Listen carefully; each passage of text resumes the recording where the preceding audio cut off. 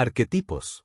Todos los que echaron abajo la ley moral establecida han sido considerados siempre como hombres malos, pero cuando no se llegó a restablecer esta ley y se aceptó el cambio, el atributo se transformó poco a poco. F. Nietzsche. Aurora. El cultivo de amapola y el tráfico de opio empezaron a adquirir tal importancia. La prensa local habla ya de sembradíos de adormidera en Sinaloa y Sonora desde 1922-48 por el número de individuos involucrados, que hubo necesidad de inventar una palabra para designarlos genéricamente, en una época y lugar tan míticos como los orígenes de la introducción de la planta. Así nació la palabra gomero, como alguien que se dedica tanto al cultivo de amapola como al tráfico de goma de opio, o bola de chicle, como le llaman hoy en día en algunas partes de la sierra sinaloense al kilogramo de esta. La designación estaba tan generalizada que incluso a los traficantes de marihuana se les llamaba de igual manera. Posteriormente se les designó a estos últimos como marihuaneros o moteros, o tranzas, para incluir a ambos grupos.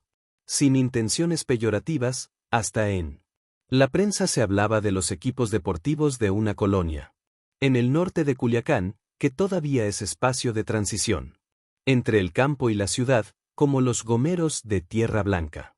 Colonia que adquirió fama al haber sido escogida en época temprana como lugar de residencia y centro de operaciones de algunos traficantes legendarios. En los años 70, un fraccionamiento en el oeste de Culiacán, Lomas del Boulevard, era también conocido popularmente como Lomas del Gomeral. En la actualidad, sin haber desaparecido completamente del lenguaje común, la palabra gomero, designación local desde abajo, ha venido siendo desplazada por la de narco, designación universalizante desde arriba, que pretende abarcar a todas las categorías particulares inventadas para nombrar a los múltiples agentes sociales de la división del trabajo en el campo del tráfico de drogas, desde el charal hasta el pez gordo, desde el marimbero, Colombia, o el puchador de perico hasta el capo di tutti capi. Desde hace décadas, en Sinaloa, particularmente en Culiacán, hasta la persona menos informada ha escuchado nombres de quién es quién en el mundo del tráfico de drogas. Las medianamente informadas saben incluso dónde y cómo viven, y hasta pueden haber asistido en alguna ocasión a una de sus fiestas o a las de sus descendientes. Y entre las mejor informadas, algunas ya han desaparecido, otras prefieren no hablar por razones que van desde el temor, comprensible, hasta un escepticismo científico o moral, y otras más porque el silencio les permite seguir haciendo negocios. La relativa antigüedad del fenómeno y de sus agentes en la entidad, la expansión del mismo, y la presencia de estos en el ámbito de los negocios legítimos y la vida social, han creado las condiciones propicias para el surgimiento de las formas de percibir a la actividad y a quienes la realizan como estigma o emblema. También se han puesto las bases para la transmutación del uno en el otro. Hay que agregar a este esquema los hechos, fama y fortuna atribuidos a personajes sinaloenses sentenciados por tráfico de drogas y el homicidio de un agente antidrogas estadounidense. Así como se desconoce la manera en que los sinaloenses desplazaron a los chinos que se dice controlaban el tráfico de opio todavía en los años 30, tampoco se sabe si hubo gente relevante en esa actividad entre los años 40 y finales de los años 60, por lo menos no en los textos. Los escasos datos biográficos son de personajes nacidos en los años 30. 1931 el mayor, y posteriormente, 1954 el menor, relacionados también con el tráfico de marihuana y cocaína, dadas las características de la estructura y expansión del consumo en el mercado estadounidense y cuya notoriedad consignada empieza en los años 50, por lo menos en el caso de Ernesto Fonseca, y no antes. El origen badiraguatense de algunos hace pensar que fueron herederos de un saber hacer que les permitió diversificar la oferta de mercancías, aprovechando sus redes organizativas. Esto es válido también para los originarios de las regiones serranas de otros municipios. Y en el caso de aquel otro nacido en las proximidades de Culiacán, Su trayectoria parece estar más relacionada con su paso por la Policía Judicial Estatal y sus amistades políticas, que le permitieron tener una visión privilegiada acerca de la actividad ilícita, sus principales agentes y las múltiples conexiones existentes y posibles entre esa actividad y otros campos. La radiografía policíaca más difundida de los traficantes sinaloenses y otros ha sido proporcionada por la DEA-1D. Los brazos justicieros de Globo Cop, esa especie de imperativo categórico kantiano vuelto institución policíaca, o lo que es lo mismo, el etos policíaco particular elevado a la categoría de ley de observancia universal. La periodista Elaine Sanoná dedicado una parte de su libro Desperados a la reproducción de esa radiografía. Allí sugiere que Pedro Avilés Pérez, nacido en 1940 y muerto en 1978, traficante de heroína y posteriormente de marihuana y cocaína, sería de la primera generación de traficantes y los que se convirtieron en jefes en la década de los 80, de la segunda. En la memoria de muchos sinaloenses. Hay otros nombres relevantes y anteriores, desconocidos quizás por haberse reconvertido a tiempo o porque en su época no existieron las presiones políticas estadounidenses para que se les persiguiera. Se dice que la región de San Javier, Badiraguato, estaba dominada por Avilés, señor feudal de San Luis Río, Colorado, quien comenzó como gatillero y llegó a ser la figura dominante en el bajo mundo de Sinaloa. No se dice de quién fue gatillero. Ernesto Fonseca Carrillo, Don Neto.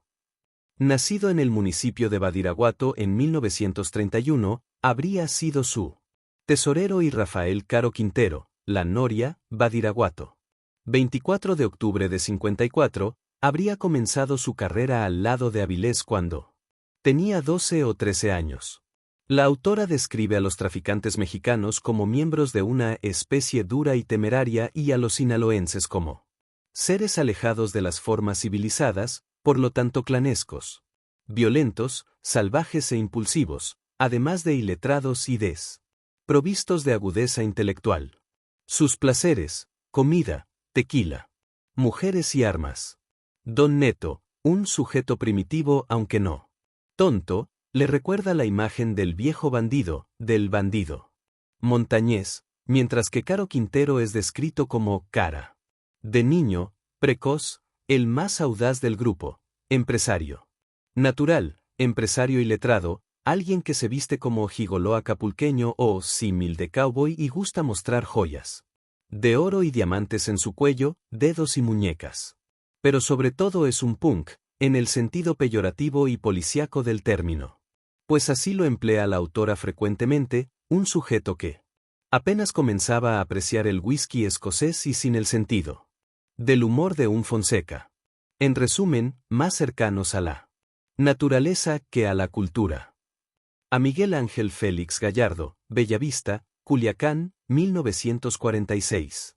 Lo dibuja como sombrío, delgado y callado, matón despiadado desdoblado en empresario de trayectoria rápida, alguien que disfrazaba sus bajos orígenes de clase detrás de una apariencia brillante, la persona encargada de presentar a Caro y Fonseca con políticos poderosos y hacer arreglos con funcionarios federales clave.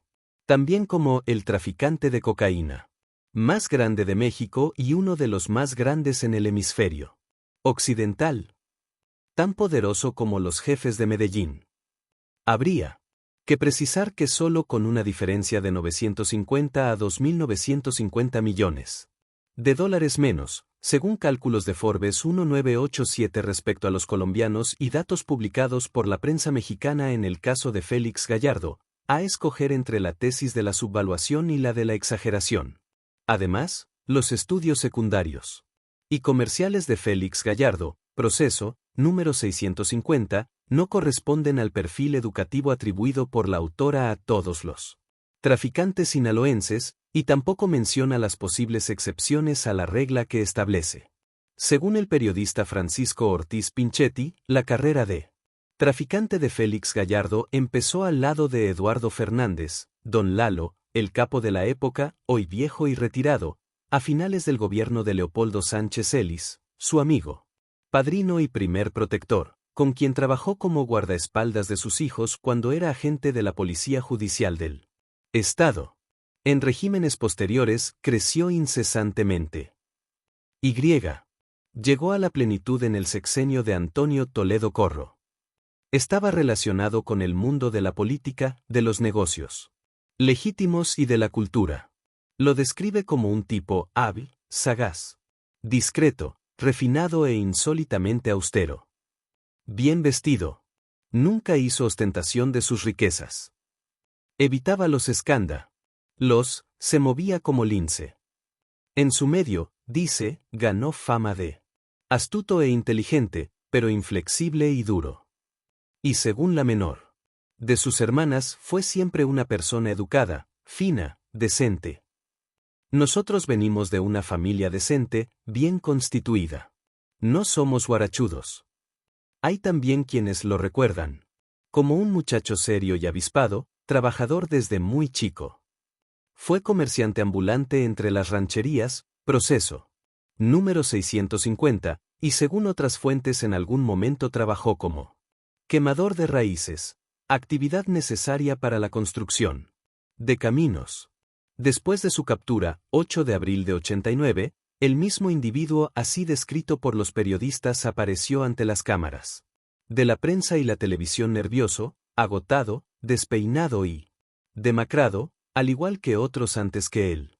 Fueron devueltos a su verdadera imagen pública, es decir, a la creada por sus captores. A partir de la captura y encarcelamiento de Félix Gallardo, los medios de comunicación dedicaron un espacio importante y cotidiano a los asuntos relacionados con el tráfico de drogas. Las versiones de los distintos medios se distinguieron por provenir de una sola fuente, la Procuraduría General de la República. Una excepción fue el semanario Proceso, el cual envió a uno de sus periodistas a Culiacán para recabar información. Las entrevistas fueron hechas principalmente a personas relacionadas con la política local, nacional y con el periodismo.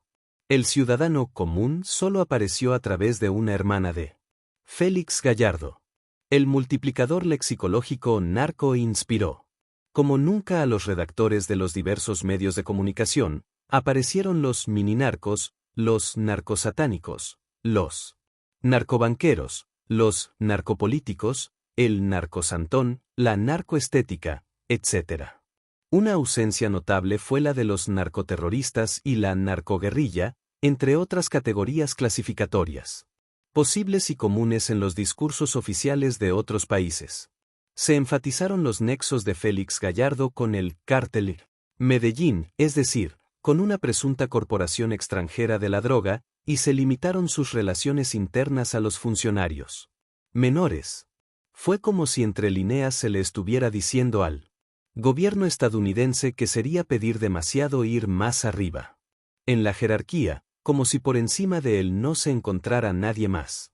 18 años para atraparlo a él y 20 a uno de sus presuntos cómplices, y según declaraciones oficiales porque este último se escudaba en su actividad paralela de limpio gerente de una sucursal automotriz, mostraron o una candidez desarmante o un desprecio soberbio a la inteligencia de la ciudadanía.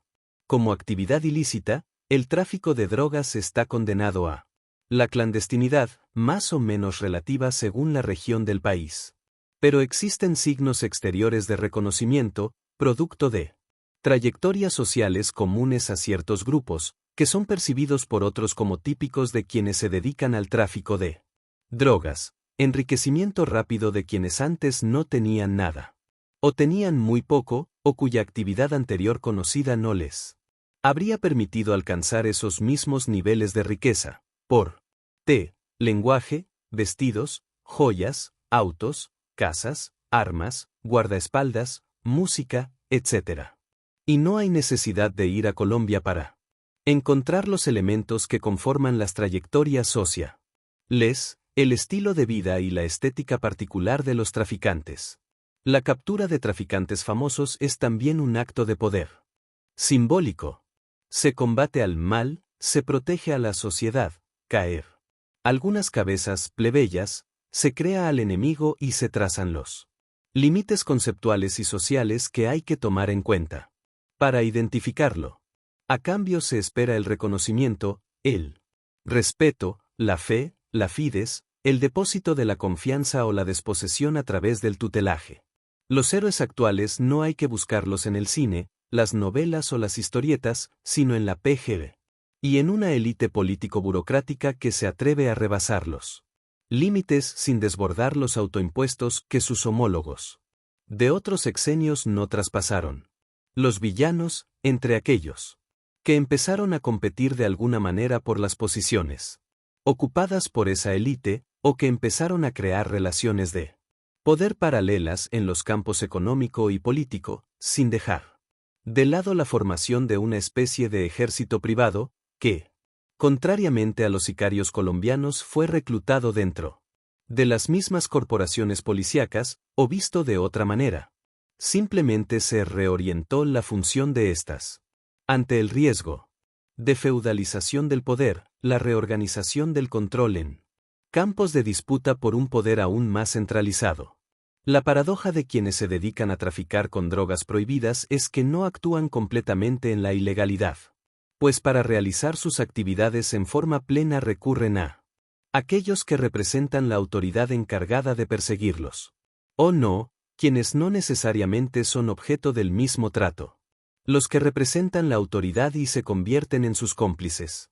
No por ello dejan de tener autoridad, aunque a juzgar por la ley se encuentran ya del lado de la ilegalidad. Su autoridad sigue siendo legítima hasta que no se compruebe, o se decida, apoyado en o por encima del derecho, que sus acciones caen en el terreno de la ilegalidad. Por creencia, quien es representante de la legalidad tiene mayor autoridad moral que quien está fuera, pero dentro del campo de los representantes de la legalidad hay sectores cuyas probabilidades de caer en la ilegalidad, cuando se trata de tráfico de drogas, son mayores que los de otros, y por lo tanto sus acciones en la bolsa de la moralidad son menos valoradas que las de los demás, por ejemplo las policías y el ejército. Es decir, aquellas instituciones que conforman el aparato coactivo del Estado, y dentro de estas las más íntimamente relacionadas con actividades en contra del tráfico de drogas. Esto no significa que las demás instituciones estén libres de toda sospecha, sino que la probabilidad de ser percibidas como nido de sospechosos son menores, en función de su lejanía formal con esas actividades. O lo que es lo mismo, la probabilidad de ser descubierto como traficante o cómplice es menor a medida que la institución a la que se pertenece es más ajena a las tareas contra el tráfico de drogas. De llevarse a cabo, las medidas jurídicas y penales concernientes al lavado de dinero transformarán también el valor de las acciones de otros campos en la bolsa de la moralidad, así como el esquema de percepción respecto al traficante y al cómplice, lo que no significa necesariamente que ese sea el efecto buscado, solo son condiciones de posibilidad. Los narcos, integrados de múltiples formas a sus comunidades de origen y de adopción, aparecieron casi milagrosamente como arquetipos por excelencia de la desviación social. Tan integrados estaban, que en sus comunidades de origen el estigma, relacionado por algunos con el tráfico de drogas, ya se había transformado en emblema. Ser narco se convirtió simplemente en otra forma de vida, en una actividad donde todavía es posible lograr ascender en la escala económica y en la social, sin tener que pasar necesariamente por los circuitos tradicionales de las actividades legales, por la escuela o la política, aunque tampoco fuera de ellos completamente. Las huellas de la acumulación originaria tienden a diluirse al transformarse en inversiones en actividades legítimas, en la escolarización de los descendientes. El caso límite serían los hijos de Gilberto Rodríguez Orejuela, del Cartel de Cali, con estudios en EU y Europa y en otras estrategias del lavado social, esa alquimia social que transforma el capital económico en capital social y simbólico. Si con el lavado de dinero se legitiman fortunas de origen dudoso, con el lavado social se legitiman nombres cuya sola enunciación, en un primer momento, es símbolo de estigma, de temor, de admiración, por la asociación conocida o atribuida socialmente entre quienes los llevan y el tráfico de drogas. Un joven universitario entrevistado, Dick, 1990, hijo de alto funcionario en Sinaloa, dice que algunos hijos de traficantes tratan de hacer amistad con hijos de familias acomodadas y bien vistas. Según él, ese acercamiento es para desviar la atención de las policías, con lo cual refleja más una percepción de estas como ignorantes de las actividades de los padres, y a veces de los hijos, que del proceso de creación de una nueva identidad social.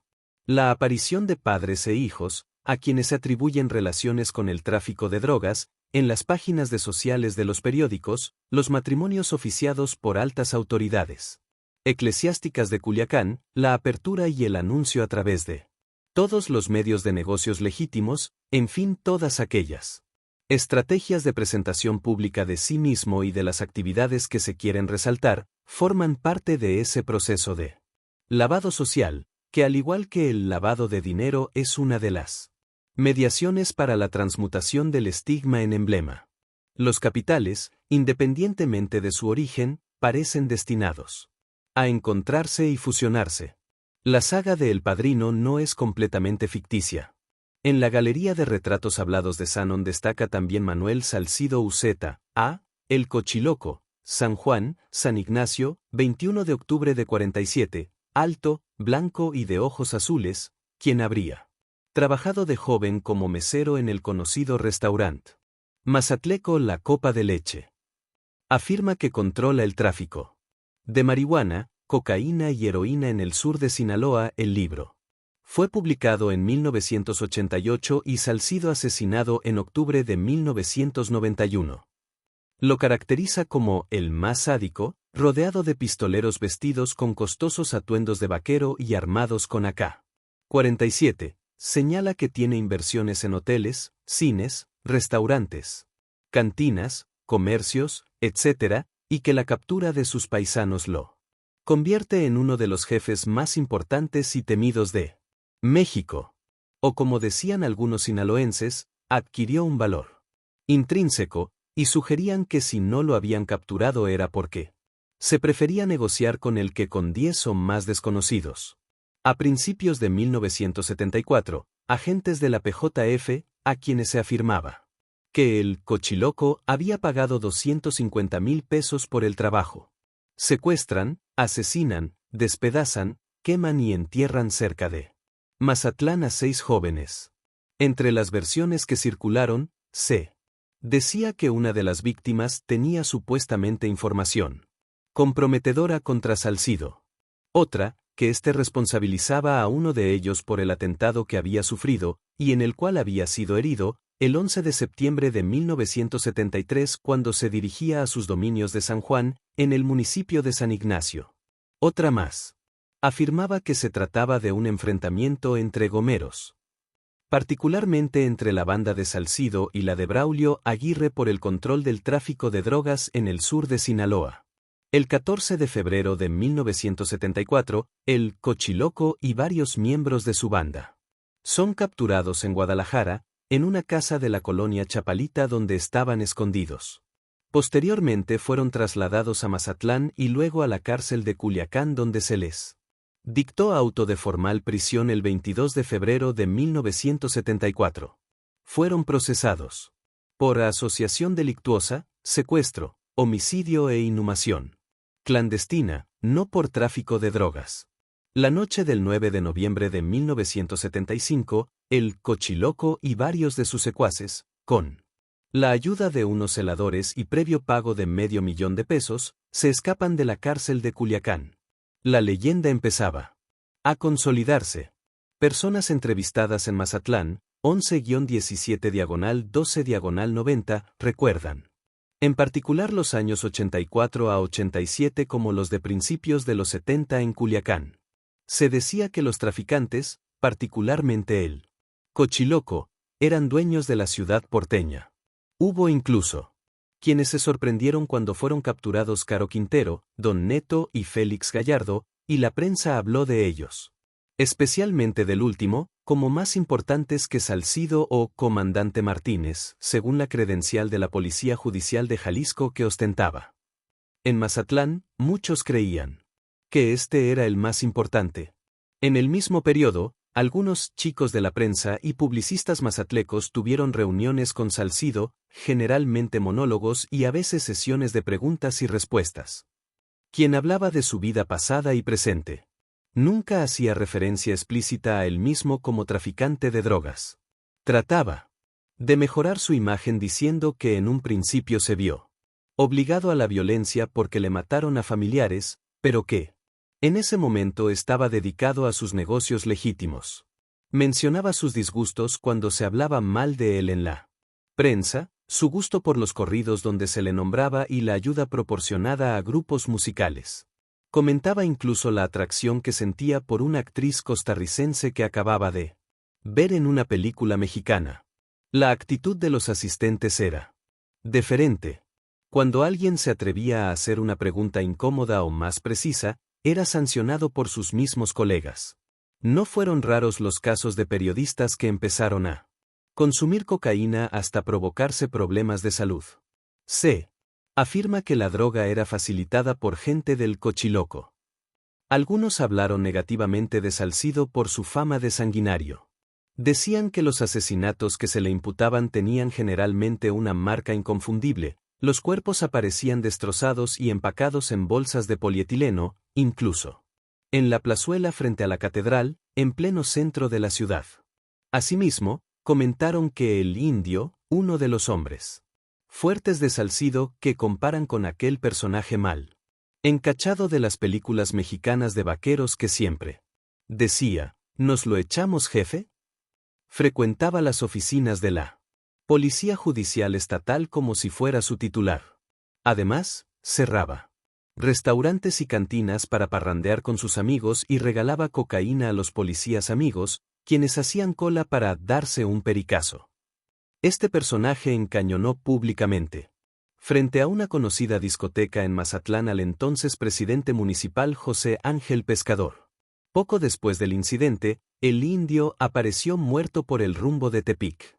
Antes de ser conocido como traficante y hombre fuerte de Salcido, había sido cabecilla de una pandilla mazatleca llamada Los Mongoles.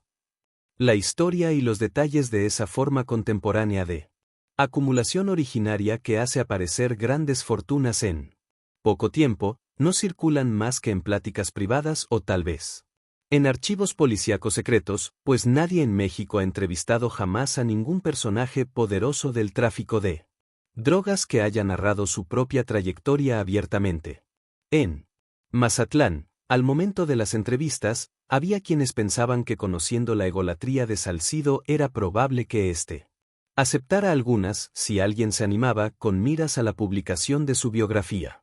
Otros más aseguraban que dentro de pocos años empezarían a publicarse novelas de autores sinaloenses o radicados en Sinaloa, que tendrían como tema central los traficantes y el tráfico de drogas. Percibían la literatura como la manera menos riesgosa de hablar del tema. Una percepción generalmente compartida entre las personas entrevistadas es que el estudio del tráfico de drogas y de los traficantes es algo peligroso en sí mismo. Detrás de esto se encuentra todo un esquema de percepción incorporado que domina el campo de la producción simbólica y el de la práctica. En ese terreno, el policíaco o más precisamente el jurídico policíaco, con sus variantes como el scoop periodístico, la delación o la toma de posición en función de una visión maniquea de las cosas. La diversidad de la oferta simbólica en el estudio mencionado es prácticamente inexistente, lo que significa de hecho un casi monopolio para establecer la visión legítima y la manera legítima de percibirlo. En una visión cinematográfica y desbordada acerca de su labor y lo que podrían lograr en caso de centrar su atención en el tema, algunos investigadores académicos imaginan que tomarlo como objeto de estudio implica descubrir mejor que la propia policía, quien sabe que verdades o nexos que podrían ser candentes, de ahí la opción por la literatura, pues siempre podrán alegar que se trata de ficciones. Las características de los traficantes descritas por Sanon se comprenden mejor en relación con las que les atribuye a los agentes de la DEA. Enrique Camarena era un agente con sangre de mexicano, ojos profundos de indio y corazón de gringo. ¿Estrella de fútbol? Ex-marine. Curiosa mezcla de machismo latino y ética de trabajo yanqui. Gregario, con aire. Generoso. Serio y más bien introvertido. Lo que más le gustaba era atrapar traficantes. Además era carismático y portador de cualidades como la tenacidad, la creatividad y la pasión. Otros más son la encarnación de la integridad y el profesionalismo. Son meticulosos, altamente organizados, pensadores, motivadores, pacientes y constantes, mezcla de Elliot Ness, Serpico, Popeye y Claude los héroes de la French. Connection y John Wayne.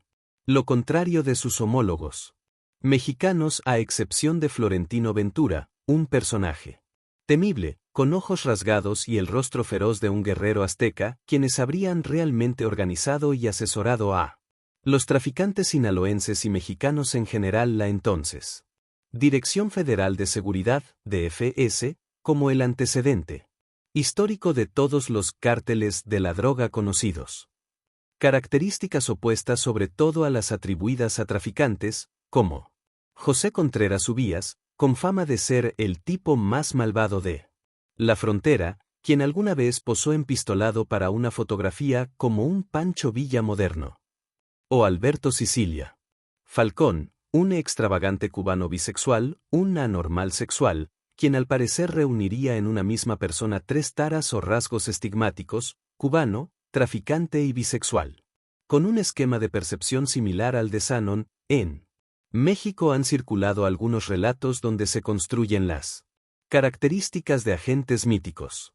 Por ejemplo, en Narcotráfico, su autor crea un héroe, Brazo, nacido en Chiapas. Excadete del colegio militar, quien con muchos sacrificios realiza estudios de derecho en San Ildefonso, donde obtiene el título de abogado mediante grandes esfuerzos.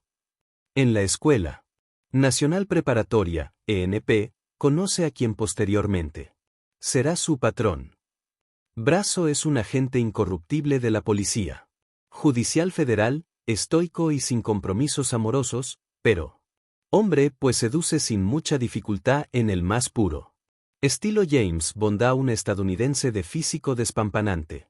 A través de ese agente son el gobierno mexicano y el ejército los que aparecen como los héroes que luchan por el honor de México, según el lema del colegio militar incorporado por el superagente.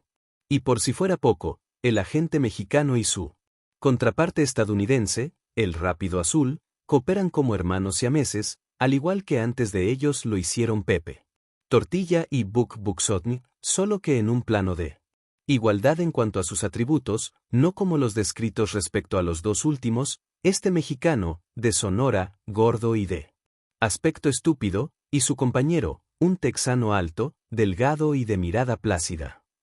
Los traficantes son dibujados como seres malos, corruptores, viciosos, desalmados y asesinos.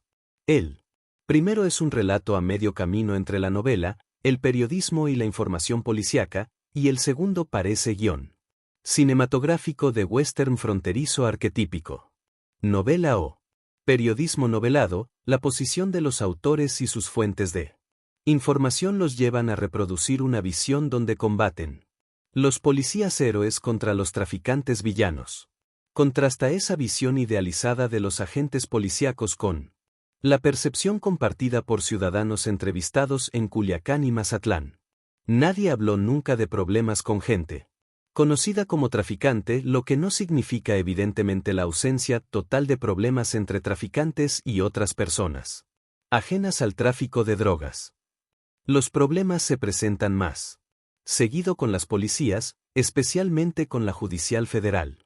Los agentes de la PJF se han ganado rápidamente una reputación negativa. Se les conoce como prepotentes, sanguinarios y corruptos. Y a su vez en alguna ocasión un delegado de la PGR en Culiacán declaró que todos los sinaloenses eran traficantes de drogas. Un habitante de una colonia de clase media alta en Culiacán Relata el caso siguiente. Detrás de su casa hay un baldío y enseguida de este una casa que todos los vecinos decían que pertenecía a uno de los recientes traficantes conocidos y en donde se hospedaban elementos de la PJF 1990 no supo decir si antes o después de un aseguramiento. Un día, notó que en el terreno baldío había un fuego cuyo humo, a causa de la dirección de los vientos, invadía su casa.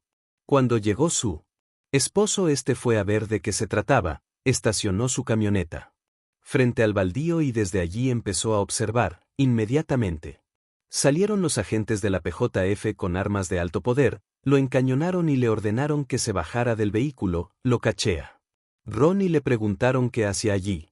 Una vez que les contó su preocupación lo dejaron ir, pero antes procedieron, a priori, como si fuera un delincuente. Los vecinos de la colonia, continúa, cada vez que pasaban frente a esa casa no se atrevían ni a voltear la cara, por miedo a ser detenidos como sospechosos o maltratados. La matanza de inocentes confundidos con traficantes por miembros de la PJF en Angostura, SIN, el 2 de diciembre de 1990 es una de las últimas acciones que los sinaloenses recuerdan de ellos. Entre algunos universitarios y políticos existe la preocupación por la violación de los derechos humanos de parte de las policías, especialmente la judicial, federal y los militares. Uno de los ejemplos de esta práctica, observados en el municipio de San Ignacio, 88 a 89, lo opuesto a la experiencia en su municipio descrita por el presidente municipal de Badiraguato ha sido relatada por un investigador estadounidense, David Werner, con experiencia directa en la región, Nexos, número 156. En diversos medios se percibe una gran hipocresía al perseguir generalmente al último eslabón de la cadena más visible. En una sociedad donde hasta el menos informado ha escuchado nombres relevantes y otros conocen de cerca o de lejos, tanto a gente que se dedica al tráfico de drogas como al lavado de dinero o a la administración de negocios legítimos de traficantes. Hay quien conociendo de cerca los problemas de gente inculpada como traficante y tomando en cuenta su perfil socioeconómico, dice que no los delataría porque tienen menos culpa que quienes se dedican a combatirlos. Algunos abogados coinciden en señalar que las cárceles están llenas de gente que, generalmente, es el último eslabón de la cadena. Los grandes no son tocados, por lo menos no en Sinaloa. Constatan que los que trafican con cocaína tienen un perfil socioeconómico más alto que los marihuaneros, burros, poquiteros o cuidadores de plantíos, pues contratan los servicios de abogados particulares, no del bufete jurídico universitario a donde llegan generalmente los casos de quienes no tienen dinero suficiente para contratar servicios particulares. Un restaurantero de Culiacán relata la escena que observó la vez que un conocido traficante llegó a comer a su negocio, se sentó en la mesa de una de las esquinas del local y en cada una de las otras 3 esquinas del rectángulo tomaron asiento 2 pistoleros. No hay que sacar conclusiones rápidas y pensar que el lugar es frecuentado solo por esos personajes. Lo que hay que destacar es la normalidad de su vida pública, que les permite asistir a cualquier lugar y a la luz del día sin ser molestados. A ese mismo restaurante y a otros más asisten también frecuentemente miembros destacados de diferentes partidos políticos. Algún gobernador o exgobernador. Asimismo, comenta que un traficante quería comprarle su casa, ubicada en una zona residencial de Culiacán, pero finalmente no lo hizo porque la cochera le pareció muy pequeña para la cantidad de autos que tendría que estacionar. Por su parte, un contador público con amplia experiencia en el medio bancario, señala el caso de un banquero de cabecera que recibe comisiones por lavado de dinero o asesoría especial. Su salario nominal, dice, no le alcanzaría para viajar seguido a Las Vegas, apostar y sostener su tren de vida. También, las sospechas del lavado en la agricultura cuando un joven agricultor, de una familia pionera en la agricultura de exportación, observa que, a igual o menor número de hectáreas, capital, con menor antigüedad en la actividad y cultivándolo mismo, Hay quienes ganan ostensiblemente más de lo que se esperaría por la sola venta de sus cosechas. Del otro lado de la barrera está el enojo de un pequeño traficante con un personaje con fama de madrina, hijo de la hermana de un traficante legendario quien alguna vez le quitó el sueño en la madrugada gritando frente a su casa, con la intención evidente de que lo oyeran los vecinos: voy a despertar a todos los puchadores de perico. La razón de esa actitud es que exige un tributo para sí y para su ahijado. Comenta que en ese momento le habría gustado tener un cuerno de chivo para asustarlo, pero, agrega, no soy chacaloso. Respecto al tráfico de drogas, en Sinaloa, como seguramente en otras entidades, existe una memoria histórica inexplorada. O, visto de otra manera, un tabú, una amnesia colectiva, o simplemente un silencio defensivo y comprensible. Una especie de normalización de un fenómeno que de relativamente marginal pasó a ser parte de la vida cotidiana, a permear la sociedad y a imponerle, hasta cierto punto, sus reglas del juego. ¿Cómo fue?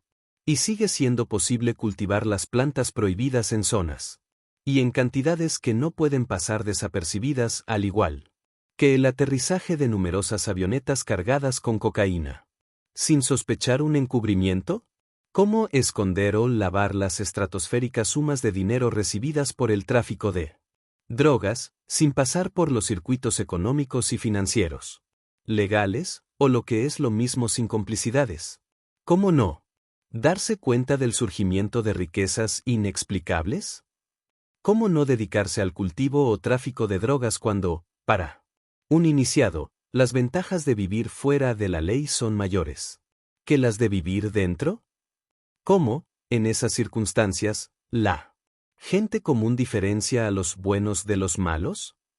La paradoja de la PGR es que en el éxito de su campaña antidrogas está el de su ocaso eventual como institución relevante.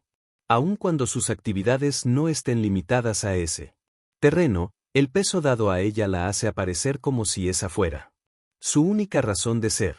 Su reforzamiento ha dependido precisamente de la tendencia a dedicar la mayor parte de sus capacidades a esa campaña, aunque anuncie públicamente otras actividades, y el objetivo general de su misión está interesada, como institución, no en acabar con el tráfico de drogas y los traficantes, que la dejaría sin su vocación privilegiada actual, sino en incrementar su propio poder, ampliando los dominios criminalizables, o al menos no perder el que ya tiene, administrando y dosificando sabiamente la campaña antidrogas. Lo menos fructífero para el sociólogo en ese terreno minado es la búsqueda de la verdad, del ser, de los traficantes. Igualmente estéril es la pretensión de descubrir los nexos precisos entre estos y los agentes de otros campos como el político y el económico, conocimiento reservado a los iniciados, por lo tanto secreto y mortal para los profanos e incluso para aquellos iniciados potencialmente sacrificables por razones de Estado, no miembros del círculo íntimo del sacerdote mayor. Percibir al traficante como el mal en sí equivale a considerar el tráfico de drogas, la política y la economía como campos asintóticos con vida propia que pueden convivir ignorándose mutuamente, hasta que el poder maligno intrínseco del primero y sus agentes corrompe la bondad y pureza innatas de los otros. 2. Los une a pesar suyo y amenaza con imponerse a ellos con sus propias reglas en estado puro, la guerra simple y la ganancia a toda costa. Reglas incómodas, pero no extrañas en tiempos neoliberales, que muestran la crudeza de las raíces blasfémicas de campos altamente eufemizados, de campos donde esas mismas reglas han conocido un proceso de sublimación. En fin, reglas del retorno a un pecado original común. Los medios utilizados por traficantes y no pocos profesionales de la política del partido en el poder, son diferentes, en su estado puro, en lo que se refiere a las mercancías con las que se lucra. Unos lo hacen con drogas prohibidas y otros con drogas legítimas del alma, como son los discursos y promesas políticas, apoyados además en fraudes electorales y el uso de la violencia legítima. Ambos lucran con las esperanzas y las desesperanzas. Unos poseen inmensas fortunas y controlan regiones, otros poseen también riquezas descomunales y controlan el país. En ambos casos se amasan fortunas inconmensurables, se destruyen vidas y se consolidan relaciones de poder, solo que unos lo hacen desde adentro y otros desde afuera, unos con las estrategias de la guerra simple y otros con las de la guerra por otros medios. En su estado impuro, es decir real, las diferencias analíticas se funden y se encarnan en agentes e instituciones concretas.